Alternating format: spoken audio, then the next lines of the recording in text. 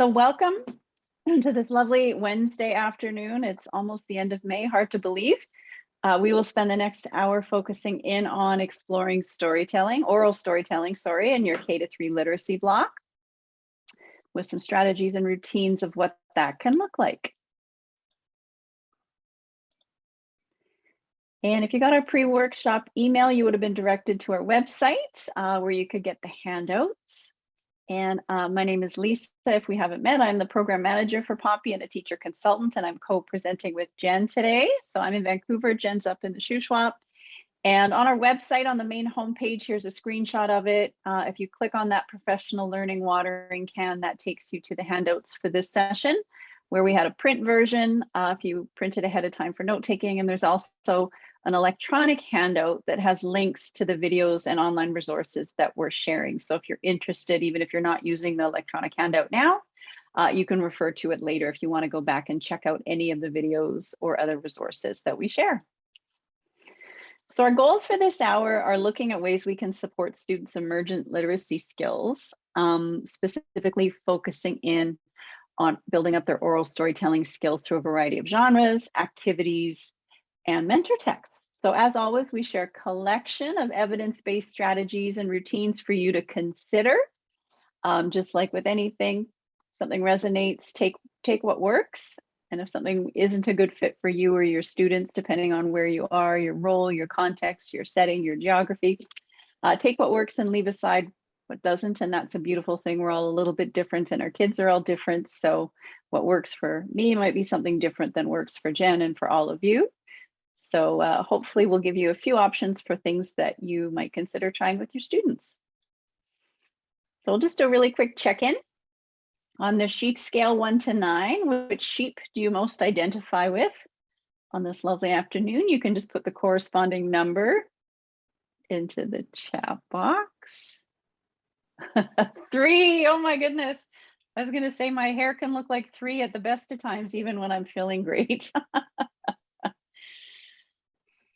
Some 4s, 3s, 7. I always look to see if we've got ourselves a 2 or a 9. That's a tall order after school in May, but yeah, a little sleepy maybe. Fabulous. Thank you for sharing. That's wonderful. Good for us to know where we're all at. And Jen and I can adjust our energy and our pacing and maybe our jokes accordingly. So thank you. So we wanted to start with this amazing short 1-minute video of this 3-year-old telling a story. I think it really supports how innate and natural storytelling comes to our students in that sense of story, given all that they're exposed to in those years before they arrive in kindergarten. If you feel so inclined with something that's noteworthy or quite striking to you, if you see anything as you watch the video, feel free, please share in the chat box anything remarkable or interesting that jumps out at you from this little girl's very short 1-minute story. Oh yeah, thank you for sharing your thoughts in there. Yeah, Denise, I was thinking that too, her sequencing of this and then and next, beginning, middle, and end, very strong. Yeah, so you think of what they've been exposed to, hopefully with books at home, but even if it's movies and TV shows, all of that stuff, giving them some really rich experiences and examples of plot, character, descriptive language, setting the scene, pacing, all of that. So now if only this 3-year-old could write it all down, that would be just an amazing story. So sometimes that written part of our stories is what we look to as sort of legitimate proof of story, but we want to honor what they're able to tell us orally and really tap into that, because that does build up their literacy skills overall, as well as communication, but it really is such a foundation for future reading and writing. One thing I really liked, Lisa, sorry to interrupt, is she already has a storytelling language about her. So she knows what to emphasize, what are the important parts, which was really amazing to see at a three-year-old level. Mm-hmm. It was, yeah. And she had a nice dramatic flair too. I think the eyes, her eyes were so big that definitely helped, yeah. So if we look at the research on talk in our classrooms and why it's important, if we think of learning and brain development as well as the literacy piece, it gives us that window into student thinking. When they're not yet reading and writing at a high level proficiently and independently, this is our gateway in to really do a lot of formative assessment to determine what they're thinking and what they understand. It supports their learning, it's good for memory. We're helping students, giving them the chance to talk allows them the opportunities to strengthen and support their language development and make those connections to texts and to story. So whether that's fiction or nonfiction texts and those elements of story like the little girl just talked about. So supporting reasoning, having evidence, scientific thinking, and then of course, all of the good social stuff. So collaboration, communication, negotiation, navigating, playing games, turn taking, social interactions with their peers, as well as risk taking. So much of it really underpins all of the important work we're doing in literacy, as well as the social emotional piece. And as Marie Clay says, if they can't say it, they won't be able to read or write it. So that's a lovely one to remind us, this being a foundational piece of their literacy success moving forward. So that just generally spoke to talk time and giving students the opportunity to talk with their peers and with us. And when we look specifically at oral storytelling, the muscles that strengthens, not only is it the person telling the story, developing the storytelling skills, but we have an audience. And so among everybody else, they get turns to develop their listening skills, they're building vocabulary, working on their memory and recall. It builds that sense of community in the classroom, and it allows them to visualize. So they're creating pictures in their heads while they're listening. So a lot of things happening simultaneously here that looks effortless and we don't see it because it's all going on inside of them. But these are really, really critical pieces. We want to ensure that we're giving our kids the chance to have the exposure and the time built into our routines so that they can take part in storytelling from both a storyteller and the listening perspective as well. And the research on language, why we would want to use storytelling. So again, we're strengthening that foundation for language skills. So hearing and telling stories gives our kids a chance to learn new vocabulary. They're hearing words said in context. Words can be used in different ways. And again, strengthening and reinforcing that connection between speaking and listening, which is so important. And another really key piece, and this sort of looks, again, it echoes that piece between literacy and the social emotional piece. So stories can help us form relationships in the classroom. So there's that bond between storyteller and listener. We can find out from what stories our students tell us what's important to them. If we're sharing our stories with them, the students can come to see us as real people. And for themselves, they can get that feedback and the reinforcement to know that their voice is valued and what they have to say matters when they have an audience. So learning to speak to an audience is important as well. The coming to see real educators, or educators as real people, that always makes me think of a little girl who was in the grade 1 class next door to me. And the teacher shared something of her personal life, and this little girl was just stunned because she thought the teacher lived at school and that she had a little secret bed underneath her desk. And she couldn't believe that the teacher got to leave. And she got weekends off too, which is quite cute. So a good way to build that relationship. So we've got another short video here, and this is showing storytelling in a preschool and K setting. And again, those rich opportunities to support and encourage what really is a natural tendency in children to tell stories and engage their imagination and draw their peers into their stories and their creativity. And this is from the Oregon Association for the Education of Young Children. We really love this quote, talking about all of the things that students need when they're telling their own stories. They're not realizing it, but they're practicing their grammar, they're learning how to create tone and theme, and they've got to recognize who their audience is, what the audience needs, and then make all those little adjustments, the vocabulary, plot, pacing, to get that maximum understanding and a positive reaction from their peers. So there's quite a lot of requirement to it, but also a lot of benefits as well. So if we think about carving out some intentional talk time in our classrooms to allow for that oral storytelling, that can be a really wonderful way to ensure our students every week are getting those chances to practice flexing this muscle and having the opportunity for the airtime as a storyteller, and also to be part of a community and to be listening. So what are some ways that we can do that to build in that talk time?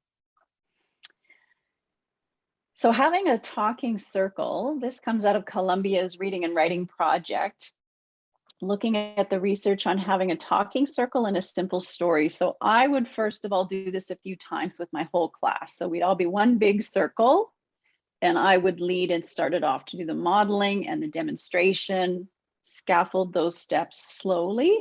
But for example, here, in this one, here's Kai. We find out that Kai went to a birthday party on the weekend. So I might ask Kai, can you tell me whose birthday party you went to, or how old they are, or what did you do? Did you play any games at the party? Kai might start out just by saying 1 or 2 sentences. One way you can do it is have the other students ask him questions, and then in him answering the questions, it builds on the detail of the story.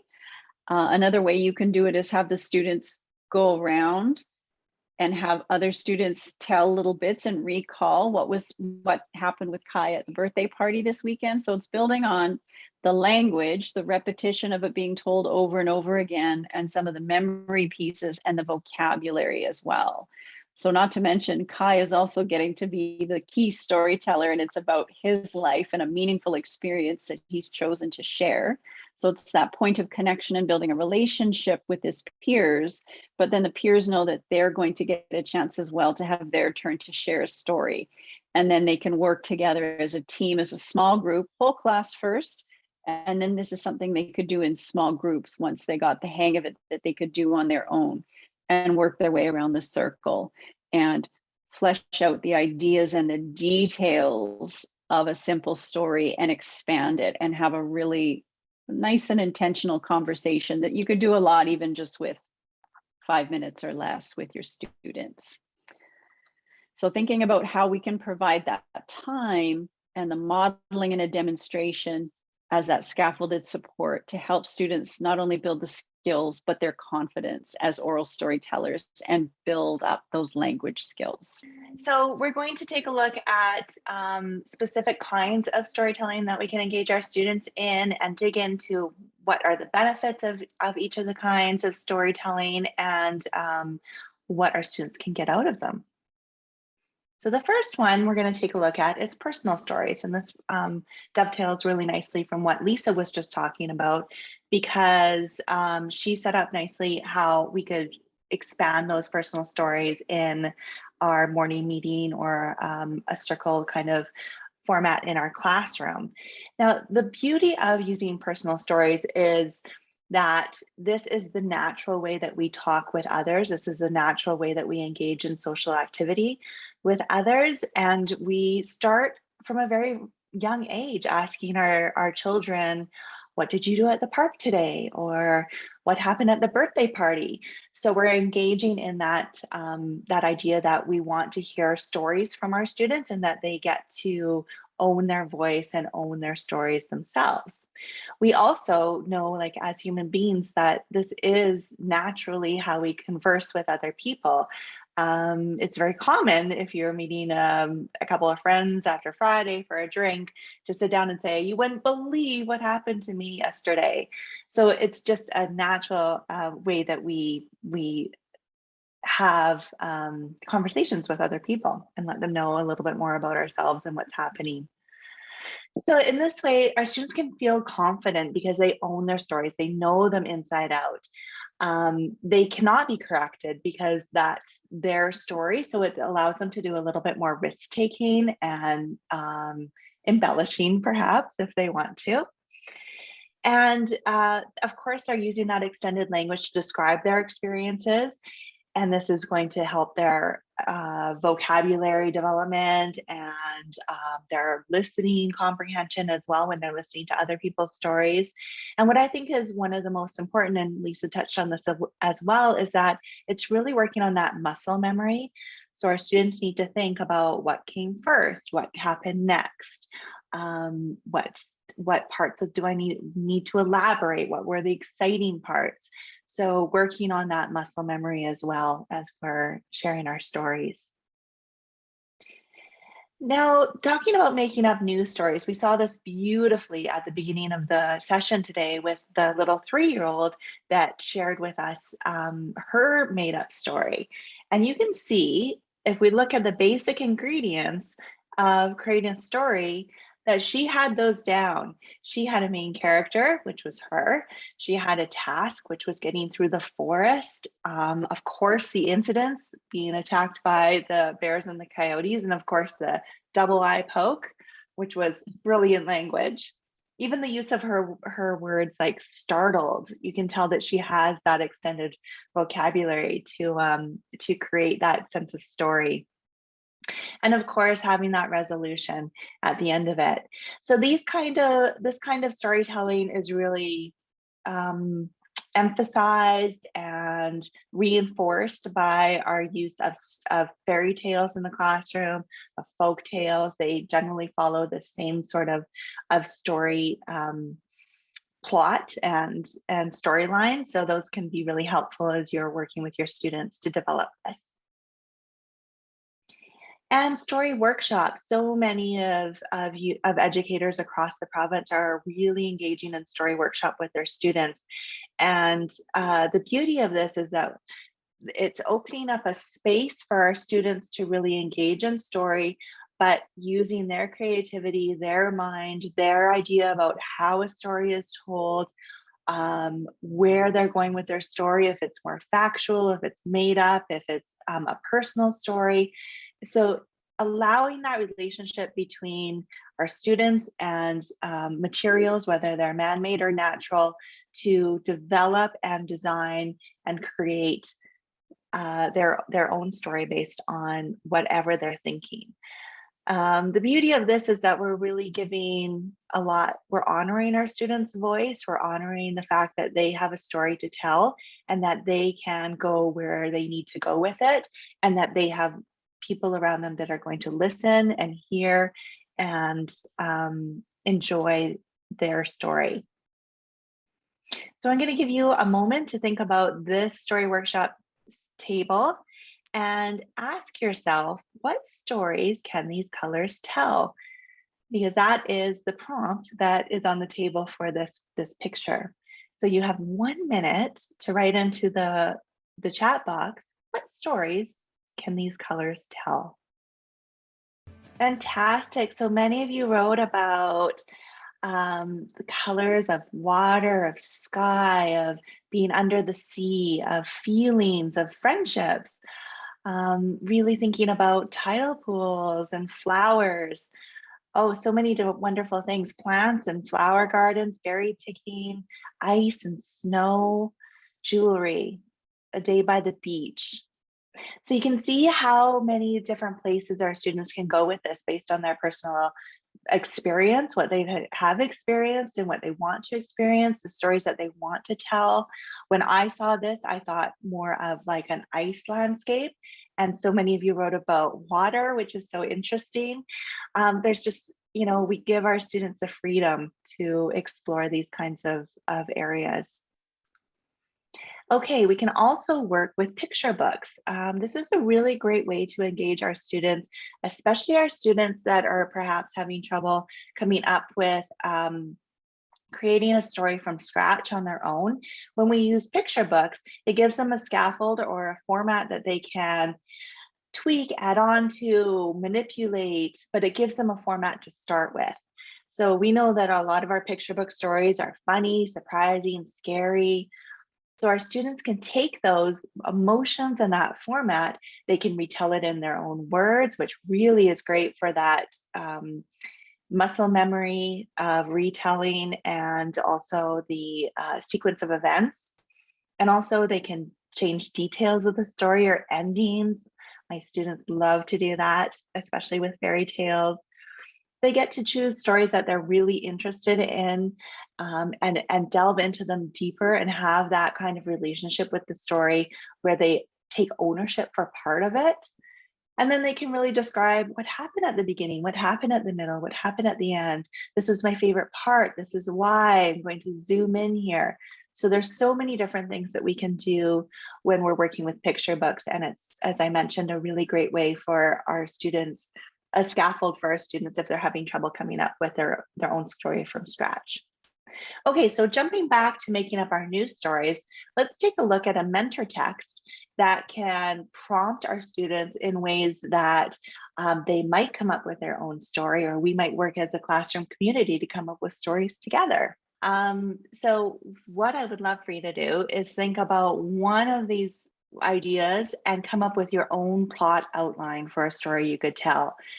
So you might choose to write a plot or outline for a new slide at the playground, or a summer holiday at the lake, a magic shell on the beach, a hollowed out tree in the forest. So you can see how just those ideas already create a vision in your head about what the space could look like for you to create a story. So if I was writing a plot outline for a summer holiday at the lake, I might say something like, oh, last summer my family went on a summer holiday at the lake, and I tried water skiing for the first time. And building that story around what happened at the lake. Okay, so you are going to have, I think, 1 minute or maybe 1.5 minutes. I'm not sure. But you're going to share your plot outline in the chat box. So get ready, get set, and think about your plot outline. Oh, fantastic. I only gave you a minute, and look at all these details. Wow, wonderful. Okay, I'm not going to read them all, but you should definitely save the chat at the end of this session, because these are golden. All the way from, excitement of finding a strange shell, to a light in the forest, to geocaching in the forest. Oh my goodness, so many cool things. So what I would suggest, I think this is a wonderful idea, personally, if you share, if I don't say so, if you share your story idea or your plot outline with your students tomorrow, so they could see, oh, wow, you engaged in, you took part in a professional learning session, you did some storytelling, and this is what you came up with. And you could even share some of the other ideas that your colleagues came up with in the chat box. And how wonderful for our students to see us engaging in storytelling to further their development and their curiosity. Oh, fantastic. You guys are so creative. Okay, we're going to continue here. So another way that we can engage our students in storytelling is really connecting them to nature. Excuse me. So we want our students to be connected to nature, because that can inspire different ideas for the storytelling, and also allow them to slow down and really notice the world around them and how they can engage with it. So sit spots is a wonderful way that we can provide the space and the opportunity for our students to engage in that close observation of nature around them. There's so many things that you can do with sit spots beyond storytelling, but we're just going to focus on this one for today, by really noticing the world around them and thinking about what could be happening. What is the story behind this place? What is an imaginary story? What's a factual story? What could connect to my own life? What do I notice of the creatures around me that could tell a story? Perhaps, as it said in the slide here, perhaps there's a spider, and we can think, what, maybe that spider has a soccer practice later. How is that spider feeling about where he is sitting on the log right now? So many things. What would that spider say if he could talk? What would he engage? What would he say to me? So there's lots of different things that you can do with engaging with nature in sit spots. And repeated visits to the same sit spot over the course of the year will allow our students to have that close observation of noticing differences in seasons, in nature, and changes in the world around them, gives them that place of reflection. So when promoting sit spots with your students, I would suggest personally, if I was doing it, I would model choosing a sit spot myself and talking that through with my students. So it requires a lot of practice. We want our students to know that that is a special place that they are choosing themselves, that is their space, it's away from other students, and it allows them to come back to the same space and have a sense of ownership of that space. And it's different from everyone else's. So it's all about that uniqueness and that perspective of their space, their sit spot, and what they can notice when they are there.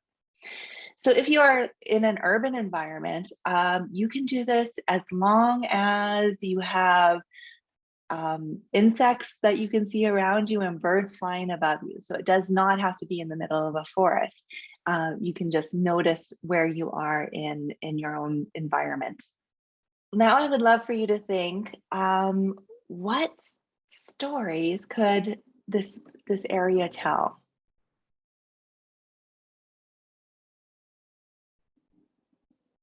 Look at that. What stories? Interesting photos. And I'd like you to take a try at this. See what you think. What story do you imagine taking place in one of these photos? So choose one photo. I'm going to give you a little bit of time on the timer, and then write your ideas in the chat box. What fantastic ideas you're coming up with. Oh, thank you. Oh, we have fairies, we have mice living inside a cage, we have a magical place of the wee smiggles. Oh my goodness. Yes, we have a bee that loves flowers so much that he decides that he's going to stay there. We have forest floor, walking across the forest floor in a magic world of a tree, a sleepy bear coming out of hibernation, fairies, a door to a different dimension. Oh, another fairy door, awesome. Yes, a real bear spell, oh, nice work. Real bear that had a spell cast on it by a witch. Oh, cool, cool, cool. I won't read them all because you have them there in front of you, but love it. What creativity. And again, I encourage you, share this with your students tomorrow. Share your ideas and see what they come up with for these photos or some of your own photos, and use that as a jumping off point to create a community of storytellers that can use those pictures as places to go to storytell. Here are the resources that we use to build your workshop.